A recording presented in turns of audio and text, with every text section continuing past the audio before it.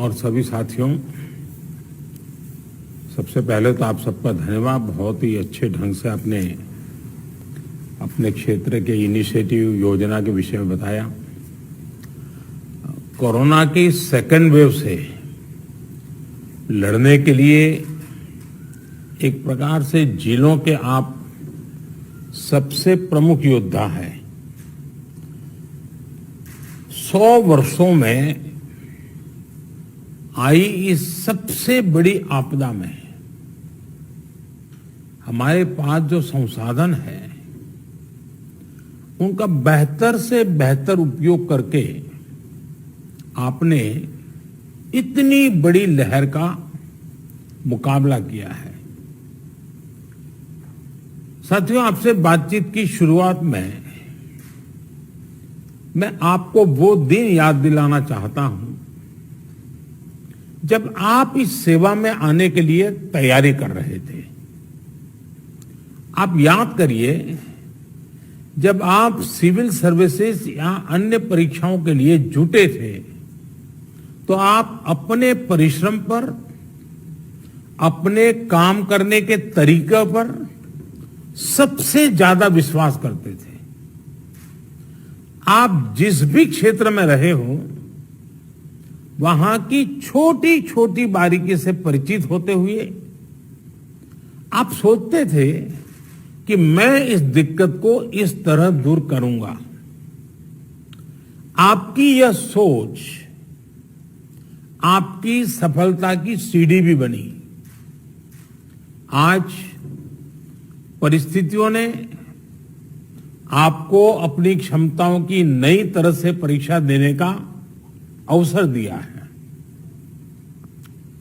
अपने जिले की छोटी सी छोटी दिक्कत को दूर करने के लिए पूरी संवेदनशीलता के साथ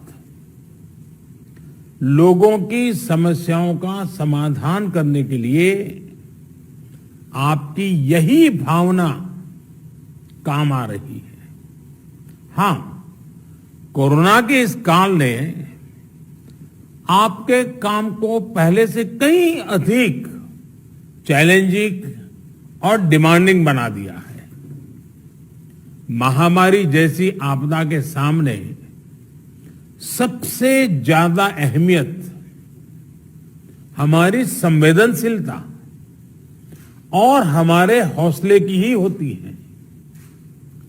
इसी भावना से आपको जन जन तक पहुंचकर जैसे काम कर रहे हैं उसको और अधिक ताकत से और अधिक बड़े पैमाने पर करते ही रहना है। साथियों, नए नए चैलेंजेस के बीच हमें नए नए तौर तरीकों और समाधानों की जरूरत होती है और इसलिए ये जरूरी हो जाता है कि हम अपने स्थानीय अनुभवों को साझा करें और एक देश के रूप में मिलकर के हम सब काम करें। अभी 2 दिन पहले ही मेरी अन्य कुछ राज्यों के अधिकारियों से भी मुझे बात करने का मौका मिला था। उस बैठक में अनेक सुझाव, अनेक समाधान अलग अलग जिलों के साथियों की तरफ से आए हैं। आज भी यहां कुछ जिलों के अफसरों ने अपने जिलों की स्थिति और अपनी रणनीति को हम सबके बीच साझा किया है। जब फील्ड पर मौजूद लोगों से बातचीत होती है तो ऐसी अभूतपूर्व परिस्थितियों से निपटने में बहुत अधिक मदद मिलती है। बीते कुछ समय में ऐसे अनेक सुझाव मिले हैं। अनेक जिलों में परिस्थिति के अनुसार कई इनोवेटिव तरीकों की भी जानकारी आप लोगों से मिली है। गांवों में कोरोना टेस्ट की सुविधा अधिक से अधिक लोगों तक पहुंचाने के लिए मोबाइल वैन का तरीका कई लोगों ने अपनाया है। स्कूलों, पंचायत भवनों को कोविड केयर सेंटर्स में परिवर्तित करने का कुछ लोगों ने इनिशिएटिव लिया है। आप लोग खुद गांव-गांव जाते हैं, वहां की व्यवस्थाओं की निगरानी करते हैं, आप ग्रामीणों से बात करते हैं, तो इससे जो वहां का सामान्य नागरिक है या वहां के गांव के जो एक प्रकार से लीडर लोग हैं, 5 होते हैं, 10 होते हैं, 15 होते हैं, अलग अलग क्षेत्र के होते हैं, उनको जब शंकाओं का समाधान होता है और डायरेक्टली आपके साथ जुड़ते हैं तो उनका आत्मविश्वास अनेक गुना बढ़ जाता है। सारी आशंकाएं एक प्रकार से आत्मविश्वास में बदल जाती है। आपकी मौजूदगी से, आपके संवाद से गांव में ये डर निकल जाता है कि कुछ हो गया तो हम कहां जाएंगे, हमारा क्या होगा। आपको देखते ही सारा मन उसका बदल जाता है। इससे लोगों में साहस के साथ ही अपने गांव को बचाने की जागरूकता भी बढ़ती है। और मेरा आग्रह है, हमें गांव-गांव यही संदेश पक्का करना है कि हमें अपने गांव को कोरोना से मुक्त रखना है और लंबे अरसे तक जागरूकता से प्रयास करना है। साथियों, बीते कुछ समय में ये बात सही है कि देश में एक्टिव केस कम होने शुरू हुए हैं।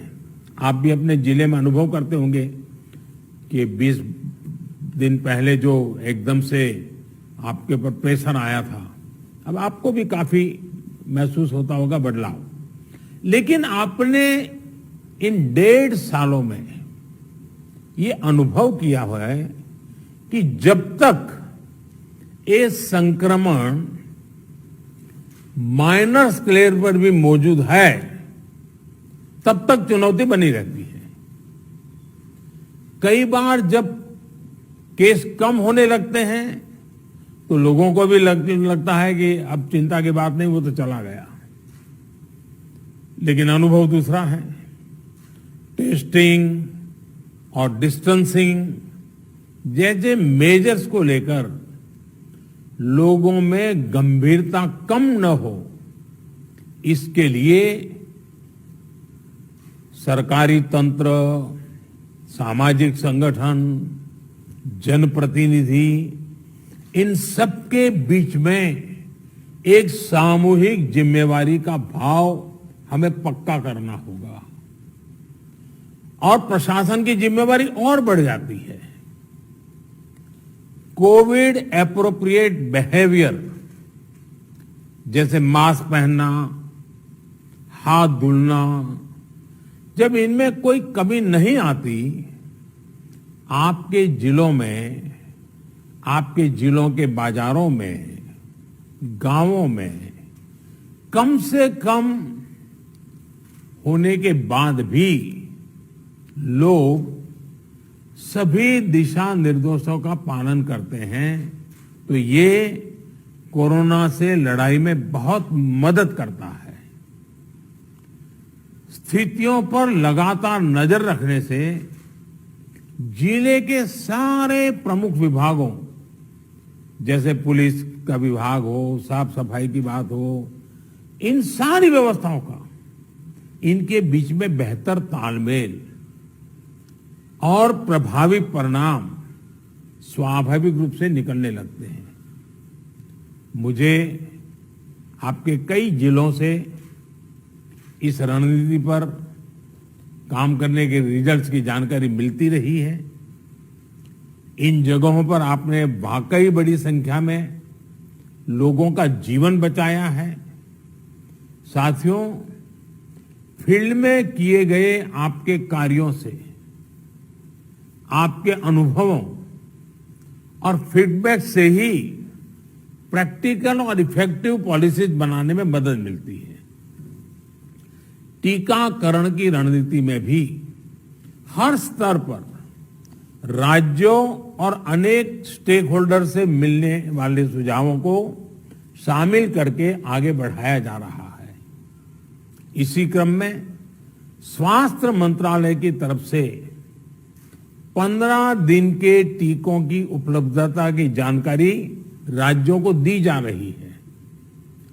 वैक्सीन सप्लाई टाइमलाइन की स्पष्टता होने से टीकाकरण से जुड़े मैनेजमेंट में आप सभी को और आसानी होने वाली है।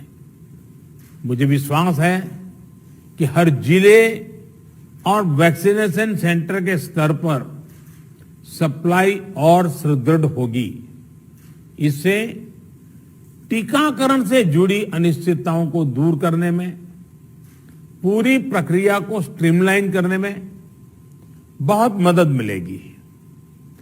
वैक्सीनेशन का जो प्लान है, जो कैलेंडर है, उनको हम नियमित रूप से अलग अलग मीडिया प्लेटफॉर्म पर अधिक से अधिक साझा करेंगे तो लोगों को कम से कम परेशानी होगी।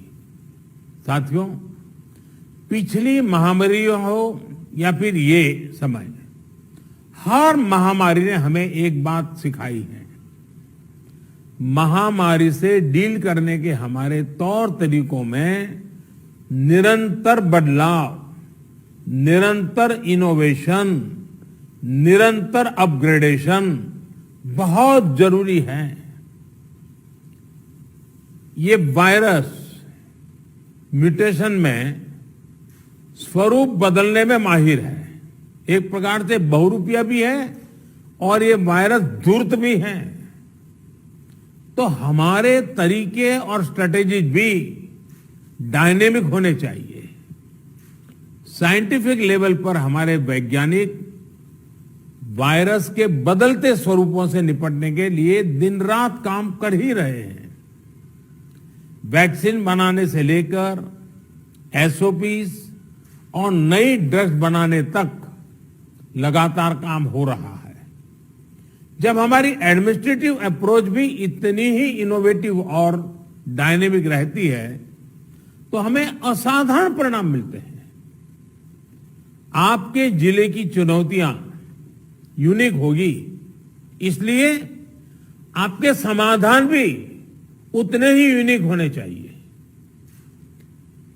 एक विषय वैक्सीन वेस्टेज का भी है। एक भी वैक्सीन की वेस्टेज का मतलब है किसी एक जीवन को जरूरी सुरक्षा कवच नहीं दे पाना। इसलिए वैक्सीन वेस्टेज रोकना बहुत जरूरी है।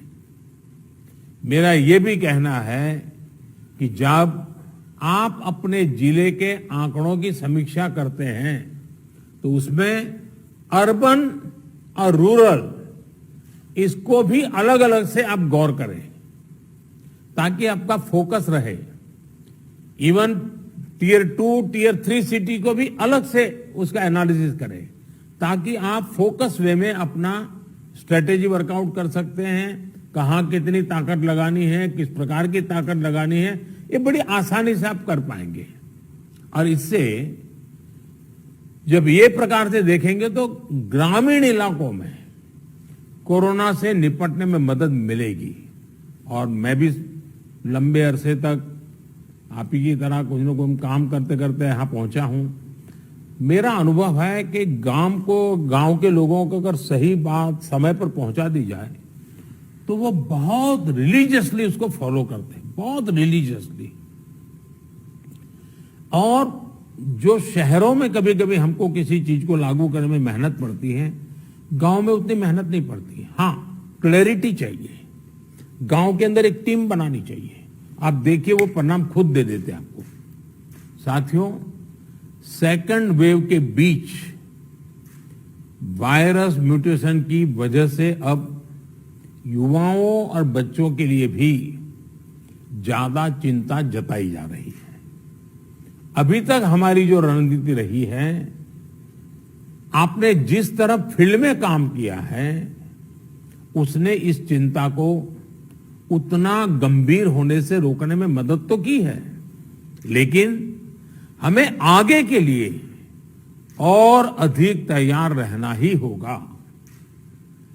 और सबसे पहला काम आप कर सकते हैं कि अपने जिले में युवाओं, बच्चों में संक्रमण और उसकी गंभीरता के आंकड़े व्यवस्थित करें अलग से उस पर रेगुलर आप एनालिसिस कीजिए। आप स्वयं भी, मेरा सभी आप प्रमुख अधिकारियों से आग्रह है कि आप स्वयं भी उसका आकलन करें। इससे आगे के लिए तैयारी करने में मदद मिलेगी। साथियों, मैंने पिछली बार की बैठक में भी, और मैंने ये भी कह रहा कि जीवन बचाने के साथ साथ हमारी प्राथमिकता जीवन को आसान बनाए रखने की भी है। गरीबों के लिए मुफ्त राशन की सुविधा हो, दूसरी आवश्यक सप्लाई हो, काला बाजारी पर रोक हो, ये सब इस लड़ाई को जीतने के लिए भी जरूरी है और आगे बढ़ने के लिए भी आवश्यक है। आपके पास पिछले अनुभवों की ताकत भी है और पिछले प्रयासों की सफलता का मोटिवेशन भी है। मुझे पूरा भरोसा है कि आप सभी अपने अपने जिलों को संक्रमण मुक्त करने में सफलता पाएंगे। देश के नागरिक का जीवन बचाने में, देश को विजयी बनाने में हम सभी सफल होंगे। और मेरा आज कुछ साथियों को सुनने का मौका मिला है, लेकिन आपके पास, हर एक के पास कुछ न कुछ सफलता की गाथाएं हैं। बड़े अच्छे इनोवेटिव प्रयोग आप सबने कहीं न कहीं किए हैं। अगर वो आप मुझे पहुंचा देंगे तो जरूर इसको देश भर में पहुंचाने में मुझे सुविधा होगी, क्योंकि इंटेलेक्चुअली डिबेट करके कितनी भी चीज क्यों न निकाले, लेकिन उससे ज्यादा ताकत जो फील्ड में काम करता है, उसने जो अनुभव किया है और उसने जो रास्ते खोजे हैं, वो बहुत ताकतवर होते हैं। और इसलिए आप सबकी भूमिका बहुत बड़ी है और इसलिए मेरा आपसे आग्रह है कि आप इसको निकालिए। दूसरा, पिछले 100 साल में किसी के जीवन में इतने बड़े संकट से जूझने की जिम्मेवारी नहीं आई है। आप डिस्ट्रिक्ट में बैठे हैं, आपके जिम्मे सबसे बड़ा बोझ आया है। आपने बहुत चीजें ऑब्जर्व की होगी, मानव मन को ऑब्जर्व किया होगा, व्यवस्थाओं की मर्यादाओं को देखा होगा, कम से कम संसाधनों का ऑप्टिमम यूटिलाइजेशन करके आपने एक नए रिकॉर्ड प्रस्थापित किए होंगे। जब भी मौका मिले इसको जरा जरूर अपनी डायरी में लिख करके रखिए। आने वाली पीढ़ियों को आपके अनुभव काम आएंगे, क्योंकि पिछली शताब्दी में 100 साल पहले जो बड़ी महामारी हुई, वो उसके उतने रिकॉर्ड उपलब्ध नहीं है कि वो लड़ाई, उसका रूप कैसा था, संकट कितना गहरा था, कहाँ क्या हुआ, बाहर निकलने के रास्ते क्या खोजे गए। लेकिन आज हमारे डिस्ट्रिक्ट के अफसर अगर ये डिस्ट्रिक्ट गैजेट की तरह इसको बनाएंगे तो भविष्य की पीढ़ियों को भी हमारी ये मेहनत, हमारे अनुभव, ये आने वाली पीढ़ियों के लिए भी काम आएगा। और मैं आपको भी इस सफलता के लिए, इस मेहनत के लिए, और आपको और आपकी पूरी टीम को, जिस प्रकार से आप लोगों ने इसका नेतृत्व किया है, आपको बधाई देता हूं, आपकी सराहना करता हूं। और मैं आशा करता हूं कि आप और अधिक सफलता प्राप्त करेंगे, तेजी से सफलता प्राप्त करेंगे और जन सामान्य के अंदर विश्वास पैदा करेंगे। सामान्य मानवीय का विश्वास विजय की सबसे बड़ी जड़ी बूटी है, सबसे बड़ी जड़ी बूटी है। इससे बड़ी जड़ी बूटी नहीं हो सकती है और ये काम आप आसानी से कर सकते हैं। आप स्वस्थ रहें, कार्य का बोझ आपको ज्यादा है, मैं अनुभव करता हूं। अब बारिश की सीजन आएगी तो और एक सीजनल जो प्रेशर रहता है वो तो बढ़ने ही वाला है, लेकिन इन सब के बीच भी आप स्वस्थ भी रहें, आपका परिवार स्वस्थ रहे और आपका जिला जल्द से जल्द स्वस्थ हो, हर नागरिक स्वस्थ हो, ये आपकी कामना ईश्वर पूरी करे, आपका पुरुषार्थ पूरी करेगा। मेरी तरफ से आपको बहुत शुभकामनाएं, बहुत बहुत धन्यवाद।